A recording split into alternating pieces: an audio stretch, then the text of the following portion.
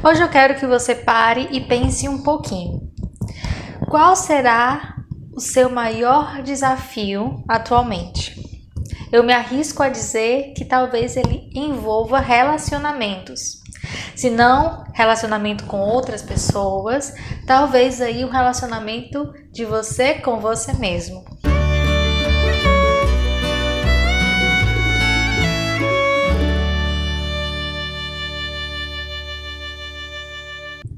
Porque na realidade nós não temos muito o que fazer. Nós somos seres em relação. Estamos sempre mantendo contato com o mundo externo, com o outro, com a natureza, ou talvez com os nossos pensamentos, com os nossos sentimentos. E muitas vezes isso envolve nós sabermos nos relacionar, nos colocar, estar em contato com esse externo e com esse interno. Mas relacionamento não é tão fácil assim como parece ou como algumas pessoas podem pensar. Justamente porque relacionamento envolve conflitos. Nós não temos uma técnica, nós não conseguimos entender ou criar técnicas ou regras para estarmos em relacionamentos. Muitas vezes existe sim algumas condutas, algum comportamento, mas nem sempre vai ser certeiro com aquela pessoa, porque cada ser humano é único. Eu nunca vou ter noção de como o outro vai reagir com determinado comportamento meu. Eu posso ter uma perspectiva, mas a certeza de como o outro vai reagir eu não tenho. Porque cada ser humano age de uma forma diferente e pode ser até inesperada. Porém, ao mesmo tempo, uma das coisas que mais faz com que nós cresçamos, que nós amadurecemos, é estar em relacionamento. Por isso que muitas vezes é paradoxal, ao mesmo tempo que a gente tem dificuldade de nos relacionar, a gente também não consegue ficar sem estar em relação. Imagine você dentro de uma bolha, ou melhor, de uma caixa, de um quarto vazio, sem contato nenhum com outras pessoas, A gente sentiu muito isso na pandemia, mas na pandemia, na época de quarentena, a gente tinha outras pessoas, tinha acesso pelo telefone, mas imagine aí algo bem mais rígido, rigoroso, sem contato nenhum, nem celular, nem televisão. Muito provavelmente você ia entrar em depressão, porque esse contato com o outro é vital para a nossa existência. Apesar de ser muitas vezes desafiador. Mas muitas vezes você pode até se perguntar, mas será que não existe alguma coisa que eu possa fazer diante de uma situação onde eu me sinta muito confusa, não consiga resolver? Sim. Alguns comportamentos, algumas características a gente pode desenvolver para que a gente se relacione de uma forma mais leve, de uma forma saudável. Por isso eu quero dizer hoje para vocês 3 aspectos muito importantes que fazem com que você leve as relações com mais leveza e com mais saúde. A primeira coisa que não pode faltar é o velho e famoso autoconhecimento. Você já parou para prestar atenção como você se relaciona, como é que você se expressa, como você entra em contato com as outras pessoas, ou se você entra em contato com você mesmo? Você foge? Você tem medo? Você tem mágoa? Você tem traumas? Porque muitas vezes a gente não percebe que a nossa forma de estar em relação tem muito a ver com a nossa história de vida, com os nossos bloqueios ou com as nossas potencialidades. Então, você parando para pensar em como você se relaciona é o primeiro passo para você ter autoconhecimento aí. Muitas vezes quando a gente pensa, aquela pessoa não me escuta. Por exemplo, meu filho não me escuta. Mas será que você dar espaço para que o outro te escute? Ou como é que você se comunica com esse outro para que ele tenha a abertura para lhe escutar? Ou então, você é uma pessoa que escuta as outras pessoas também? Todas essas reflexões faz parte de um processo de autoconhecimento que facilita aí a você estar numa relação mais consciente do que está acontecendo. Isso porque se eu sei que eu tenho uma certa dificuldade de lidar com, por exemplo, figuras de autoridade, né?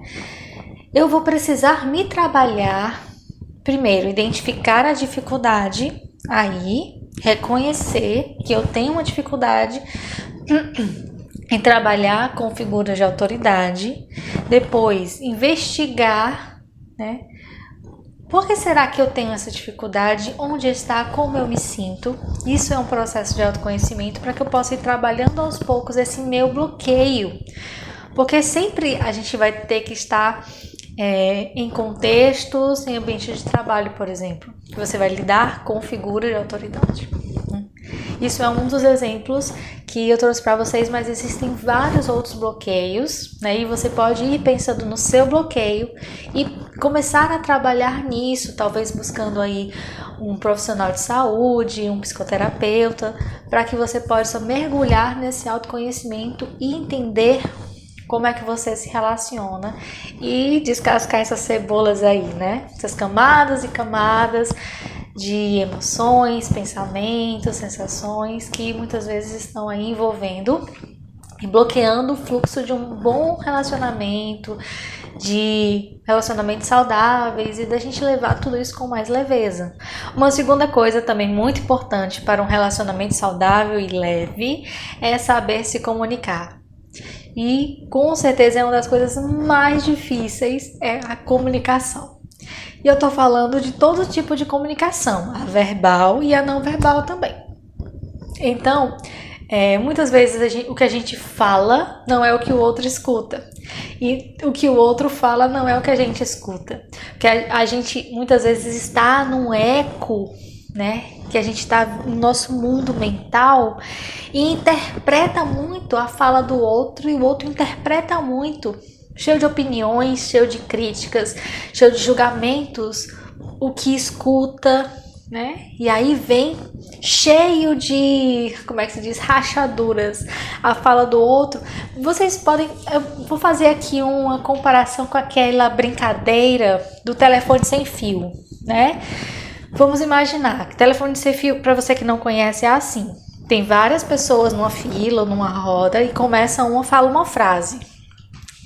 E aí a frase que chega na última pessoa não é a mesma frase que a primeira pessoa falou, porque vai passando por outros entendimentos, né? Várias pessoas que vão entender alguma coisa aí que não era a original e vai passar com alguma rachadura, com alguma sujeirinha, vamos dizer assim, né? Então, toda comunicação, se não for de forma clara, se não for de forma presente, vem com essa sujeirinha da crítica, do julgamento, como um telefone sem fio.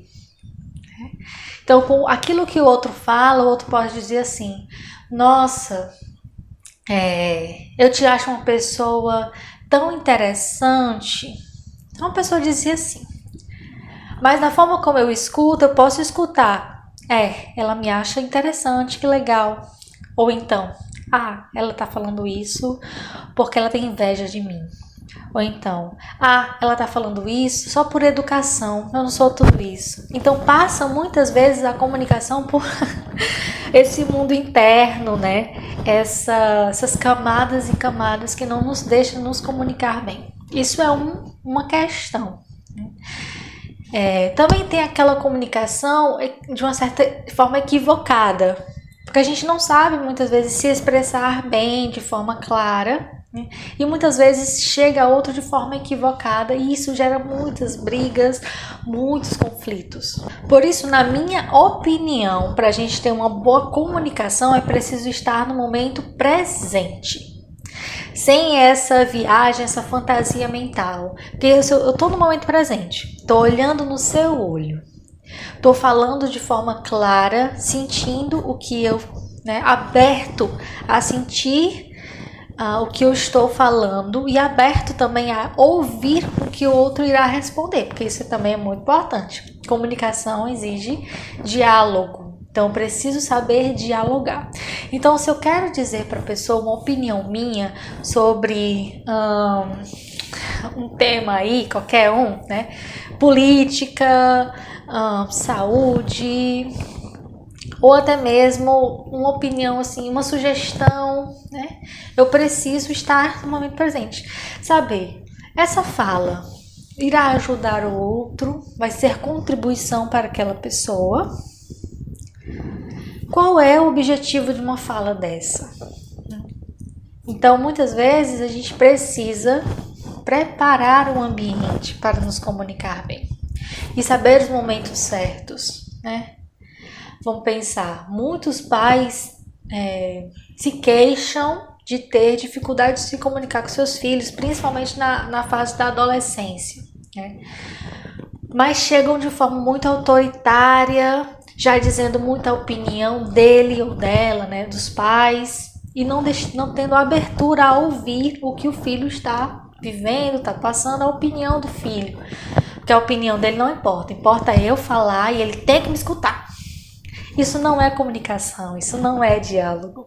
Então, eu preciso também estar aberta a ouvir o que o outro vai dizer, independente do que ele vai dizer. Então, recapitulando, o primeiro é autoconhecimento e o segundo é saber se comunicar. Se você já está gostando dos dois primeiros, já deixa seu like, já comenta aqui. Se você tem algum problema de relacionamento, deixa seu depoimento pra gente. Agora vamos ao terceiro. O terceiro, que para mim também é muito importante, é a paciência e o treino. A paciência, porque a gente não aprende a se relacionar, não existe escola para saber se relacionar. É justamente aquilo que eu falei no início do vídeo, né? Que não existe uma regra. Então, a gente precisa ser paciente, porque se relacionar é treino. Então, por isso mesmo, muitas vezes você vai entrar em relacionamentos aí que são furadas, vai errar, vai falar algo que vai machucar, ou vai ouvir algo que vai se sentir machucado, porque isso tudo é pra gente treinar alguma coisa, aprender alguma coisa. Primeira, né, na minha opinião, é claro. E muitas vezes aparecem pessoas na nossa vida, relacionamentos na nossa vida, pra gente tirar algum aprendizado daí. Então, por exemplo, se você se casou com uma pessoa altamente dependente, ou você se casou com uma pessoa altamente ciumenta ou ciumento, o que tem nessa relação aí que você precisa aprender? É claro que existem coisas muito delicadas, como relacionamentos abusivos, né? Que fica até um pouco polêmico dizer que eu preciso aprender alguma coisa com essa relação abusiva. Realmente ninguém merece passar por uma relação abusiva. Mas se a gente consegue tirar algo de bom aí, pronto, eu entrei no relacionamento abusivo, né? Eu tenho consciência que era um relacionamento abusivo.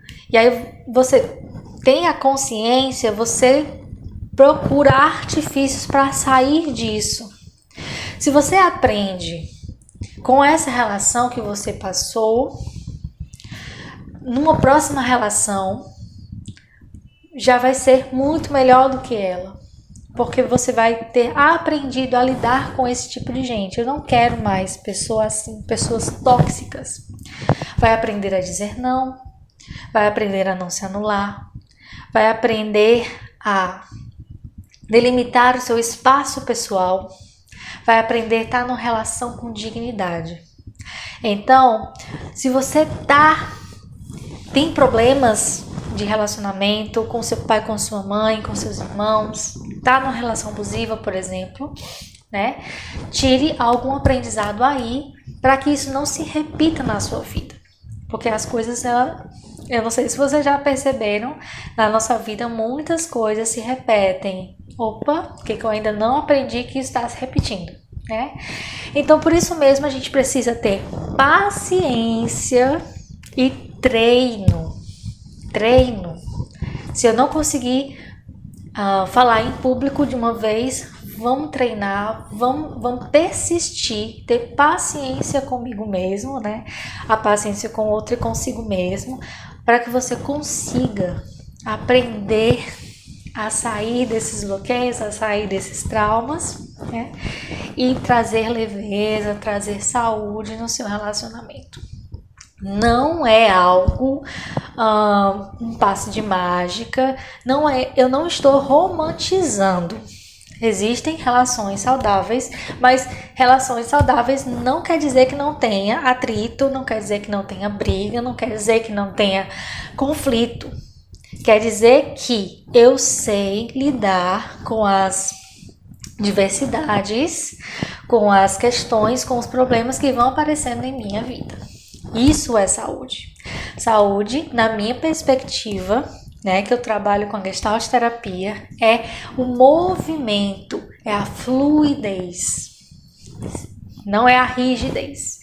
Então, eu preciso ser fluida, trazer as minhas potencialidades para fluir nas minhas relações.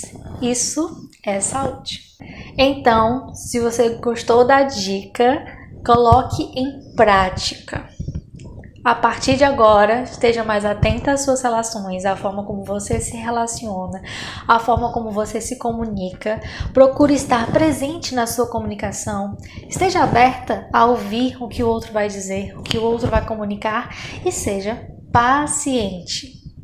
E eu desejo aí um ótimo treino a todo mundo. Deixa seu comentário, deixa sua opinião. Se você acha que faltou alguma coisa, quiser deixar alguma dica, pode deixar e fique muito à vontade. Se você não segue o canal, siga o canal e compartilhe esse vídeo para quem você acha que tem interesse nesse assunto.